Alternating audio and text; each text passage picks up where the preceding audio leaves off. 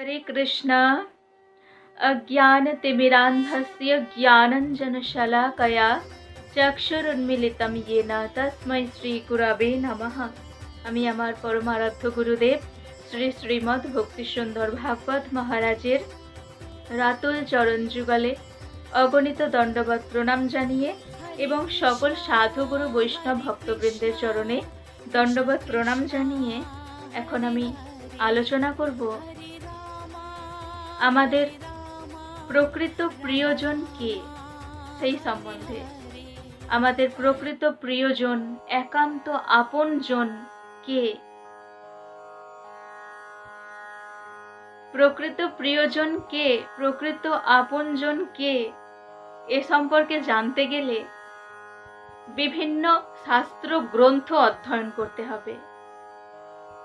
যে শাস্ত্র গ্রন্থ আমাদেরকে জ্ঞান প্রদান করে থাকে সেই শাস্ত্র গ্রন্থ অধ্যয়ন করতে হবে।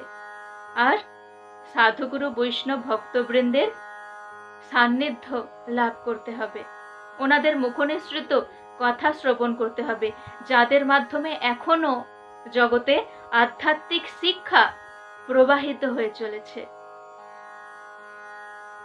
মহাভারতে আমরা দেখি যে গান্ধারীকে ধৃতরাষ্ট্রের পত্নী, ধৃতরাষ্ট্র যিনি হস্তিনাপুরের মহারাজ, ওনার পত্নী গান্ধারী, গান্ধার রাজ্যের রাজকন্যা তিনি। তো তিনি একজন রাজকন্যা, আবার মহারানী, হস্তিনাপুরের মহারানী। ওনার একান্ত আপনজন কে জানেন? ওনার একান্ত প্রিয়জন কে? নিশ্চয়ই ওনার স্বামী, ওনার পুত্র দুর্যোধন, দুঃশাসন, কন্যা দুঃশলা, আরো অনেক পুত্র আছে, শতপুত্র। তাদের মধ্যে কেউ না কেউ প্রিয়জন, একান্ত আপন হতে পারত। কিন্তু গান্ধারীও জগতের সার বুঝতে পেরেছিলেন। ওনার স্বামীও ওনার একান্ত আপন নয়, আর সন্তানেরাও নয়। তিনি ভগবান শ্রীকৃষ্ণের স্তুতি করে বলছেন, ত্বমেব মাতা চ পিতা ত্বমেব, ত্বমেব বন্ধুশ্চ সখা ত্বমেব, ত্বমেব বিদ্যা চ দ্রবিণং ত্বমেব, ত্বমেব সর্বং মম দেব দেব। অর্থাৎ ভগবানকে বলছেন, তুমি আমার পিতা, শ্রীকৃষ্ণই পিতা, শ্রীকৃষ্ণই মাতা। গান্ধারী বলছেন যে তুমি আমার পিতা, তুমি মাতা, তুমি বন্ধু, তুমি সখা, তুমি আমার জ্ঞান বুদ্ধি সবকিছু, আর তুমি আমার সবকিছু, যার কাছে সম্পূর্ণভাবে আত্মনিবেদন করা যায়, সম্পূর্ণ শরণাগত হওয়া যায় যিনি, সেই শ্রীকৃষ্ণই আমাদের সবকিছু। এইভাবে তিনি স্তুতি করছেন, বন্দনা করছেন, কারণ তিনি বুঝেছিলেন। তাই আমাদেরকেও বোঝা দরকার, যার নাম স্মরণ করলে আমাদের সমস্ত দুঃখ দুর্দশা দূর হয়ে যায়, যার নাম গ্রহণ করলে, যার নাম উচ্চারণ করলে সমস্ত পাপ নিমেষ মাত্র সব দূরীভূত হয়ে যায়, যার চিন্তা ভাবনা করলে আমাদের আর কোনো জাগতিক চিন্তাই থাকে না, যিনি আমাদেরকে সর্বদা রক্ষা করে চলেন, তিনি আমাদের প্রিয়জন। তিনি কে? পরমেশ্বর ভগবান শ্রীকৃষ্ণ সচ্চিদানন্দ রূপায়। তিনি সচ্চিত আনন্দ স্বরূপ, তিনি আমাদের একান্ত আপনজন, তিনি আমাদের প্রিয়জন। আমরা যে সমস্ত সম্পর্কের সাথে আবদ্ধ হয়ে আছি, এগুলো তো এই দেহের সাথে সম্পর্ক। এই রকম আমরা অনেক জন্ম গ্রহণ করেছি, আর অনেক জন্মে অনেক আমরা প্রিয়জন পেয়েছি, জাগতিকভাবে প্রিয়জন পেয়েছি, কিন্তু তারা সময় মতো হারিয়ে গেছে, আবার কিছু জন সময় মতো অপেক্ষাও করে আছে, আবার বর্তমানেও আমরা কিছু জনকে নিয়ে ব্যস্ত আছি। তাই যারা পূর্বে ছিল না, যারা ভবিষ্যতেও থাকবে কিনা কোনো নিশ্চয়তা নেই, তারা কখনো আপনজন হতে পারে না। যিনি আগে ছিলেন, এখন আছেন এবং ভবিষ্যতেও থাকবেন, তিনি আমাদের আপনজন। ভগবান শ্রীকৃষ্ণ আমাদের একান্ত আপনজন। কারণ মৃত্যুর সময় কেউ আমাদের সঙ্গে যাবে না, সেই ভগবানের নামই আমাদের সঙ্গে যাবে। গীতায় ভগবান বলছেন, নত্বে বাহং জাত নাশং নত্বং নেমে জনাধিপা ন চৈবা ন ভবিষ্যাম সর্বে বয়মতঃ পরম। অর্থাৎ এই নয় যে, ভগবান বলছেন অর্জুনকে, এই নয় যে তুমি আগে ছিলে না, আমি আগে ছিলাম না। আমরা যে আগে ছিলাম না তা নয়, আমরা আগে ছিলাম, এখন আছি এবং ভবিষ্যতে আবার থাকব। তাই যার সাথে আমাদের সম্পর্ক সেই শুরু থেকে, প্রথম থেকে, আমরা তো সবাই আত্মা, আমাদের সৃষ্টি যেখান থেকে, যার কাছ থেকে আমরা উৎপত্তি হয়েছি, সৃষ্টি হয়েছি, তিনি আমাদের একান্ত আপনজন। তা যদি আমরা না বুঝে কেবল এদিক ওদিক ছুটোছুটি করতে থাকি, তাহলে আমাদের বৃথা সময়ের অপচয় হবে, অপচয় হচ্ছে। তুমি আমার আপনজন। সেই তুমি কে? পরমেশ্বর ভগবান শ্রীকৃষ্ণ। একটি ভজন, খুব সুন্দর ভজন, আমার খুব ভালো লাগে। ভগবান শ্রীকৃষ্ণের উদ্দেশ্যে বলা হচ্ছে যে, তুম হামারে थे प्रभु जी, तुम हमारे हो, तुम हमारे ही रहोगे, ओ मेरे प्रियतम। हम तुम्हारे थे प्रभु जी, हम तुम्हारे हैं, हम तुम्हारे ही रहेंगे, ओ मेरे प्रियतम। तुम हमारे थे प्रभु जी, তুমি আমার ছিলে, तुम हमारे हो, তুমি আমার এখন আছো, तुम हमारे ही रहोगे प्रभु जी, তুমি আমাদের থাকবে, ও মেরে প্রিয়তম। আর আমাদের একমাত্র প্রিয়তম কে? ভগবান শ্রীকৃষ্ণ। তারপরে কি বলা হয়েছে? हम तुम्हारे थे प्रभु जी, हम तुम्हारे हैं। আমরা সবাই আগে তোমার ছিলাম, এখন আছি, আর हम तुम्हारे ही रहेंगे, ओ मेरे प्रियतम। হে প্রিয়তম, আমরা ভবিষ্যতেও তোমারই থাকব। আমরা মহাভারতে দেখি, সবাই আমরা শুনেছি, সবাই জানি, দ্রৌপদী, যার 5 জন স্বামী, সেই 5 জন স্বামী যে সে নন, সর্বশ্রেষ্ঠ গদাধর, কেউ সর্বশ্রেষ্ঠ ধনুর্ধর। সেই 5 জন স্বামী থাকা সত্ত্বেও দ্রৌপদীকে বস্ত্র হরণ করার সাহস পায় দুঃশাসন। তাহলে প্রিয়জন কোথায় গেল? সামনে উপস্থিত দ্রৌপদীর 5 জন স্বামী, সামনে উপস্থিত, শুধু তাই নয়, আরো সবাই উপস্থিত, একদম ভরপুর রাজসভা, সকলে উপস্থিত সেখানে, পিতামহ ভীষ্ম, দ্রোণ, সবাই উপস্থিত। সেই রকম রাজসভায় দ্রৌপদীর বস্ত্র হরণ হচ্ছে। সেখানে তার প্রিয়জন, একান্ত প্রিয়জন, তার স্বামীরা, একান্ত আপন স্বামীরা সবাই চুপ, একেবারে চুপ। কিসের জন্য? না কর্তব্য কর্মের জন্য। যে অভিভাবক যারা, বড়রা যারা আছেন, তারা কিছু বলছেন না, আর হেরে গেছে, পাশা খেলায় হেরে গেছে মানে দ্রৌপদীর উপর এখন দুর্যোধনের অধিকার, সেই জন্য কিছু বলতে পারছে না। কিন্তু একান্ত আপনজন যদি হতো তাহলে কি চুপ করে থাকতে পারতো? সমস্ত কিছু কর্তব্য কর্ম, সমস্ত বন্ধন পরিত্যাগ করে আপনজনকে রক্ষা করা আমাদের কর্তব্য, দায়িত্ব।